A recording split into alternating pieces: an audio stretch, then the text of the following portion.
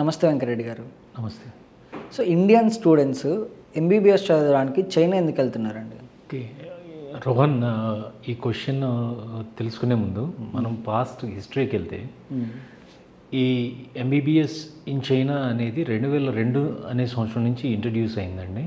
అంతకుముందు నుంచి మ్యాక్సిమం వచ్చేసి స్టూడెంట్స్ యుఎస్ఎస్ఆర్ కంట్రీస్కి వెళ్ళటం జరుగుతుందండి. సో ఎప్పుడైతే 2002లో మన ఇండియన్ గవర్నమెంట్ ఈ ఫారిన్ మెడికల్ గ్రాడ్యుయేట్ లైసెన్సింగ్ ఎగ్జామ్ని ఇంట్రడ్యూస్ చేస్తాము అన్నప్పుడు వాళ్ళ రూల్స్ అండ్ రెగ్యులేషన్స్ ప్రకారం ఏంటంటే ప్రతి కంట్రీలో ఉన్న మెడికల్ కాలేజ్ ఏ మెడికల్ కాలేజ్ అయినా డబ్ల్యూహెచ్ఓలో గుర్తింపు ఉండి అది ఇంగ్లీష్ మీడియంలో బోధన సిబ్బంది కలిగి ఉంటే అక్కడికి మనం ఇండియన్స్ వెళ్ళి అక్కడ చదువుకునే ఆస్కారం ఉందన్నమాట. ఓకే. సో దాని ప్రకారంగా ఆ 2002లో మోస్ట్ ఆఫ్ ద కన్సల్టెంట్స్ కానీ లేకపోతే ఎడ్టెక్ కంపెనీస్ కానీ వీళ్ళందరూ ఒక ఆపర్చునిటీని చూసి they started promoting MBBS in China అనే దాన్ని ప్రమోట్ చేస్తున్నారండి. సో ఆ టైంలో వచ్చేసి మ్యాక్సిమం వచ్చేసి ఫస్ట్ ఇయర్ అవుతుందండి. 2002 అనేది ఫస్ట్ ఇయరు.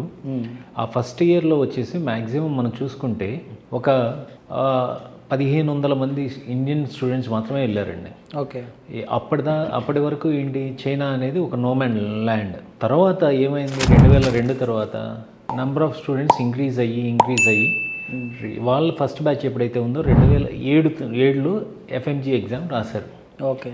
ఎఫ్ఎంజీ ఎగ్జామ్ రాసినప్పుడు ఆల్మోస్ట్ ఫస్ట్ అటెంప్ట్లోనే ఒక 20 to 30% of the country percentage అనేది డిస్ప్లే అవటం జరిగిందండి. సో దాన్ని కాన్ఫిడెంట్గా చూసి మోస్ట్ ఆఫ్ ద పేరెంట్స్ వచ్చేసి చైనాని ప్రిఫర్ చేయడం జరుగుతుందండి మోస్ట్లీ. ఇండియాలో ఎంబీబీఎస్ సీట్ రావడం అనేది చాలా కష్టం. సో ఇండియాలో సీట్ రాని వాళ్ళకి చైనాలో ఎంబీబీఎస్ చేస్తే దానికి గుర్తింపు ఉంటుందా అండి? ఈ క్వశ్చన్ మనం చూసుకుంటే చాలా వరకు వచ్చేసి మన ఎన్ఎంసీ రూల్స్ అండ్ రెగ్యులేషన్స్ ప్రకారం మనం నడుచుకోవాల్సిన పరిస్థితి. ఎన్ఎంసీ అని అంటే national medical council of India అండి. ఇది ఢిల్లీలో ఉంటుంది. ఇది మన భారతదేశంలో ఉన్న వైద్య విద్యను కానీ బయటకి మన ఇండియన్ స్టూడెంట్స్ బయటకు వెళ్ళి చదువుకునే వాళ్ళ యొక్క రూల్స్ అండ్ రెగ్యులేషన్స్ కానీ ఫ్రేమ్వర్క్ చేసే ఆర్గనైజేషన్గా మనం అనుకోవచ్చు.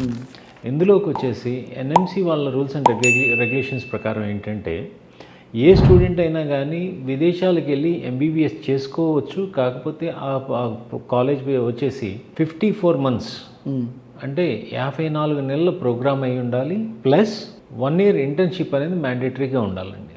ఓకే. అంటే కరికులం అనేది అట్ పార్గా ఈక్వల్గా ఉండాలి. సో అలా ఉన్న ఎడల మన ఆ డిగ్రీ అనేది ఇండియాలో రికగ్నైజేషన్ ఉంటుంది, లేదు అంటే అది రికగ్నైజేషన్ ఉండదండి. ఓకే. సో ఇందాక మీరు అడిగిన క్వశ్చన్ కూడా ఎందుకు చైనాకి ఎక్కువ మంది చూస్తారు అని అంటే ఫస్ట్ థింగ్ ఆన్సర్లో కూడా మనం చెప్పేది ఏంటంటే కరికులం అనేది వెరీ సిమిలర్ టు మన all India institute of medical sciences AIIMS curriculum ఏదైతే ఉందో అదే కరికులంని అక్కడ చైనాలో పాటిస్తారండి. దాంతోపాటు అడిషనల్గా ఏంటంటే వాళ్ళకి పిల్లలకి చైనీస్ లాంగ్వేజ్ అనేది నేర్పిస్తారు. ఓకే. క్లినికల్ ఎక్స్పోజర్కి వచ్చేసేదానికి అబాండెంట్ క్లినికల్ ఎక్స్పోజర్ ఉంటుంది.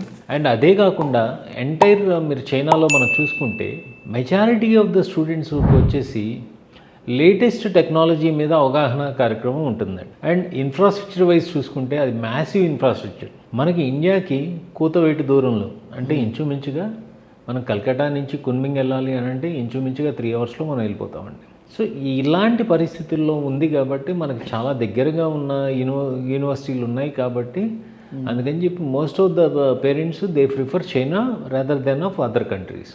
ఓకే. సో ఇప్పుడు ఎంబీబీఎస్ చైనాలో ఒక విద్యార్థి చదివాడు, డాక్టర్గా ఇంటర్నేషనల్ వైడ్లో ఎక్కడైనా ప్రాక్టీస్ చేసుకోవచ్చా? ఒక స్టూడెంట్ చైనాలో ఎంబీబీఎస్ చేశాడు అనుకుందామండి. అతన్ని కాలేజ్ వచ్చేసి యాజ్ లాంగ్ యాజ్ డబ్ల్యూహెచ్ఓ గుర్తింపు ఉండి వాళ్ళ దేశం యొక్క మెడికల్ ఎడ్యుకేషన్ మినిస్ట్రీ నుంచో లేదు అని అంటే వాళ్ళకి అక్రిడేటింగ్ ఏజెన్సీ, ఇప్పుడు మనకి ఇండియాకి వచ్చేసేదానికి నేషనల్ మెడికల్ కమిషన్ ఎలా అయితే మనకి అక్రిడేటింగ్ ఏజెన్సీ ఉందో అలాగే కరేబియన్స్కి వచ్చేసి క్యామ్హెచ్పి కానీ ఐఏఆర్ కానీ అలాగే ఏసీసీఎం కానీ తర్వాత పాస్కో అని చెప్పేసి ఇలాంటి అక్రిడేటింగ్ ఏజెన్సీస్ అయితే ఏ అయితే ఉన్నాయో ఆ వాటి గుర్తింపు ఉంటే ఆ స్టూడెంట్ అనేవాడు ఎక్కడైనా ప్రపంచవ్యాప్తంలో ఏ కంట్రీలోకి వెళ్ళైనా ప్రాక్టీస్ చేసుకునేదానికి అర్హత ఉందండి. ఓకే. అలాగే మన ఇండియాకి వచ్చి మనం ప్రాక్టీస్ చేసుకోవాలి అని అంటే మన భారతీయ వైద్య మండలి అంటే నేషనల్ మెడికల్ కౌన్సిల్ ఏదైతే చెప్పిందో దాని రూల్స్ అండ్ రెగ్యులేషన్స్ మనం ఖచ్చితంగా పాటిస్తే స్టూడెంట్ వచ్చేసి ఇండియాలో ఎఫ్ఎంజీ ఎగ్జామ్ పాస్ అయ్యి ఇండియాలో కూడా ప్రాక్టీస్ చేసుకునే అర్హత ఉంది.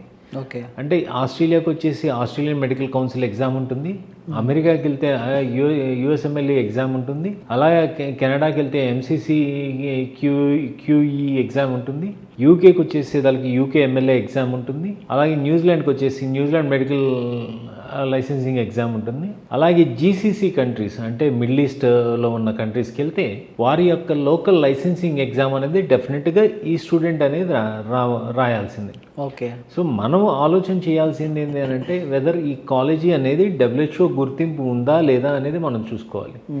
డబ్ల్యూహెచ్ఓ అంటే WHO will not directly recognise the university అండి. World directory of medical schools అని చెప్పి ఉంటుంది. వాళ్ళ దాంట్లో ఈ యూనివర్సిటీ అనేది పొందుపరిచిందా లేదా అనేది చూడాలి. చూస్తే డెఫినెట్గా వాళ్ళ డిగ్రీలు ప్రతి ఒక్క కంట్రీలోనూ రికగ్నైజేషన్ ఉంటుందండి. అండ్ ఇవాళ రోజు మనకి ఇండియాలో ఉన్న సినారియో ప్రకారం మనం చూసుకుంటే మోస్ట్ ఆఫ్ ద స్టూడెంట్స్ వచ్చేసి ఆఫ్టర్ కంప్లీషన్ ఆఫ్ బ్యాచిలర్స్ అయిపోయిన తర్వాత ఇండియాకి వచ్చేసి ఇండియాలో ఎఫ్ఎంజీ ఎగ్జామ్ పాస్ అయిన తర్వాత వారు కంపల్సరీగా ఇండియాలో ఏదో పీజీ చేసుకోవాలి లేదా హాస్పిటల్లో జాబ్ చేసుకునే అవకాశం కల్పిస్తుంది. అంటే కంపేర్ టు అదర్ కంట్రీస్ చైనాలో ఎంబీబీఎస్ చదవడం వల్ల ఎలాంటి బెనిఫిట్స్ ఉంటాయండి? చైనాలో ఎలాంటి బెనిఫిట్స్ ఉంటాయి అని అంటే ఫీజు వచ్చేసి very nominal and reasonable fee అండి. When it comparatively with India అనుకోండి లేకపోతే వేరే కంట్రీస్ అనుకోండి. And country is the safest country అండి. సో మీరు ఈ రోజుకైనా చూడొచ్చండి ఒక మెడికల్ స్టూడెంట్ని ఎవరైనా చైనీస్ ఎవరైనా వారితో గొడవపడిన దాఖలాలు కానీ ఇలాంటివి కానీ ఏదీ లేదండి.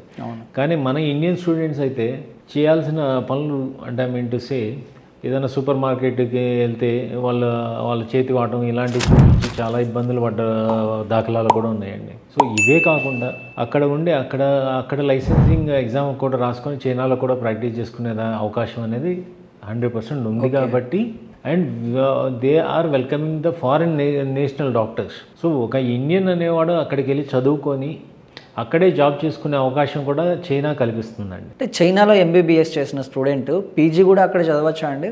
డెఫినెట్గా రోహన్, ప్రతి స్టూడెంట్కి is having an advantage while doing the post graduation program. For example surgery కానీ లేదా ఆర్థోపెడిక్ కానీ లేదు పీడియాట్రిక్స్ కానీ ఇలాంటి కొన్ని సబ్జెక్ట్స్ డెఫినెట్గా we recommend the students to take over అండి. ఏదైతే మ్యాక్సిమం కమ్యూనికేషన్ లెవెల్లో ఉంటుందో దాన్ని మేము అవాయిడ్ చేయమంటామండి. Okay.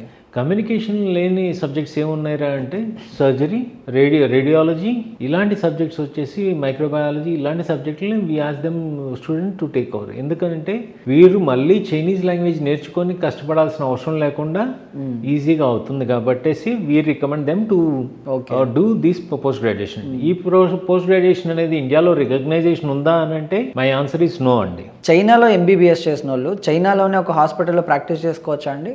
Yes Rohan, my straight answer is yes.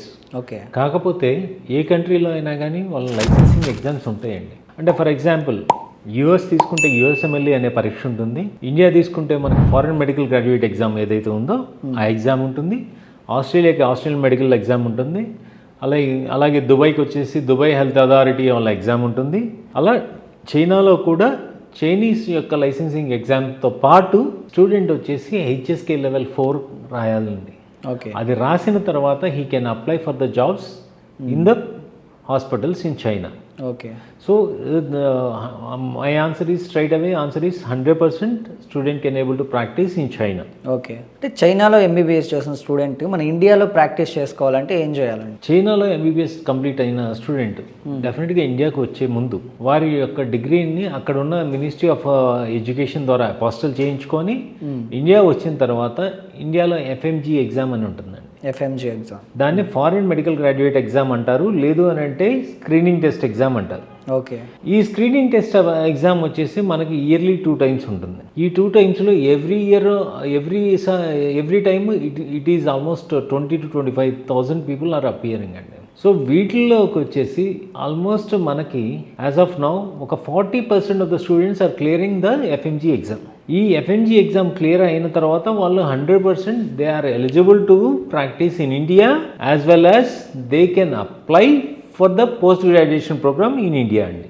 Okay, చైనాలో ఎంబీబీఎస్ చేసిన తర్వాత ఇండియాకి వచ్చి మళ్ళీ పీజీ చేసుకోవచ్చా అండి? రోహన్, ప్రతి స్టూడెంట్ వచ్చేసి ఇండియాకి వచ్చిన తర్వాత అంటే చైనా అనే కాదు, ఎక్కడి నుంచి అయినా కానీ ఏ కంట్రీలో చదువుకున్నా అతను ఇండియాకి వచ్చేసి ఎఫ్ఎంజీ ఎగ్జామ్ రాసుకున్న తర్వాత డెఫినెట్గా ఇండియాకి వచ్చిన తర్వాత ఎఫ్ఎంజీ ఎగ్జామ్ పాస్ అయిన తర్వాత 1 year ఇంటర్న్షిప్ చేసి, మళ్ళీ ఈ పాయింట్ అనేది చాలా మంది పేరెంట్స్కి తెలియదు. ప్రతి స్టూడెంట్ అక్కడ 1 year ఇంటర్న్షిప్ చేసిన తర్వాత అక్కడి నుంచి లైసెన్స్ తీసుకున్న తర్వాత ఇండియాకి వచ్చేసి ఇండియాలో కంపల్సరీ ఈ has to do FMG exam అండి. ఎఫ్ఎంజీ ఎగ్జామ్ అయిపోయిన తర్వాత 1 year ఇంటర్న్షిప్ చేసిన తర్వాత తను నీట్ పీజీ అనేది రాసుకొని అండ్ నీట్ పీజీలో ర్యాంక్ సంపాదించిన తర్వాత ఇండియాలో పోస్ట్ గ్రాడ్యుయేషన్ చేసుకోవడానికి అర్హత ఉంటుందండి. Okay, and so far we are proud to say అండి, AD+ స్టూడెంట్స్ ఆల్మోస్ట్ ఒక 45% of the students are doing post graduation in India it self.